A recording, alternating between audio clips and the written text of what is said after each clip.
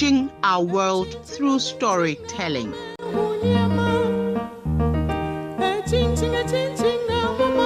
Clean heart. He could not believe that someone he so much trusted and called his bosom friend could put him in such a big trouble.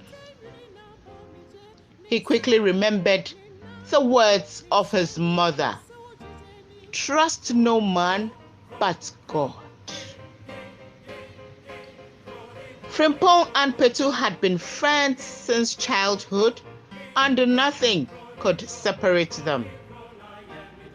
They did almost everything together, and some people even thought they were siblings. They traveled to the city in search of greener pastures. Frimpong and Petu decided to work for a year or two to enable them save some money to learn a trade.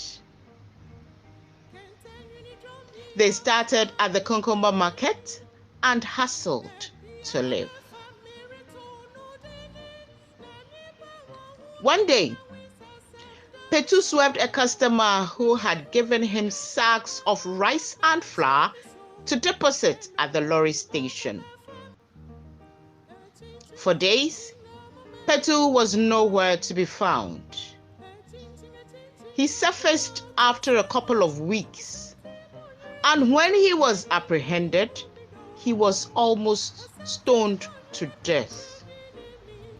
Frimpong pleaded with them to release Petu, and he paid up the cost involved with all that he had saved and started from the scratch.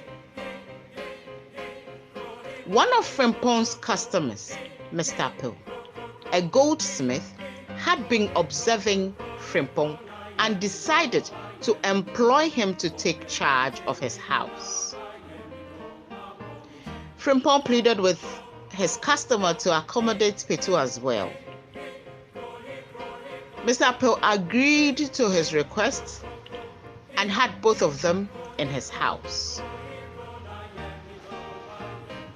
One day, when Mr. Apple set off to work, Petu sneaked into his room and stole a bar of gold, which he hid in Frimpong's bag.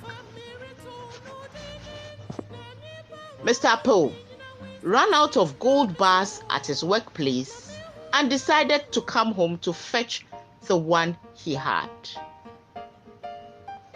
He searched his room and it was nowhere to be found. He called Frimpong and asked him if he had taken a gold bar from his room when he was cleaning up. Frimpong told him he had not even set eyes on anything of that sort. Petu heard the discussion, and when Frimpong left the scene, Petu went to Mr. Apple and told him that he saw Frimpong with a brown envelope which he put in his bag. Mr. Apple got furious and went to Frimpong's room. He asked him to empty his bag. To prove his innocence, Frimpong quickly opened the bag and brought out the contents one after the other, and there was the brown envelope with the gold bar. Frimpong was lost for words as Mr. Apple screamed, "Thief!" He thanked Petu, who was right there, for exposing Frimpong. Mr. Apple picked his phone and called the police. As he waited for the police to arrive, he raised his head and saw the camera and decided to find out how the act was effected.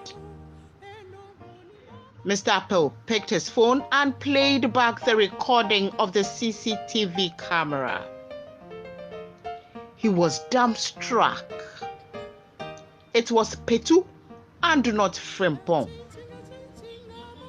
He shook his head and called both Petu and Frimpong to the living room. Frimpong went on his knees, crying, saying he was innocent. Mr. Pearl asked Frimpong to stand up. He smiled at Petu, and Petu smiled back at him. He showed them the video. Frimpong could not believe his friend could do that to him. Petu suddenly began to sweat in the air-conditioned room. He asked to visit the washroom. There was a knock on the door. It was the police. Frimpong left to his room without uttering a word. Mr. Pearl handed Petu and the evidence over to the police. My dear friends, if you plan evil, it goes ahead of you. Do not forget to subscribe, like, and share with your friends. A story a day, changing our world through storytelling.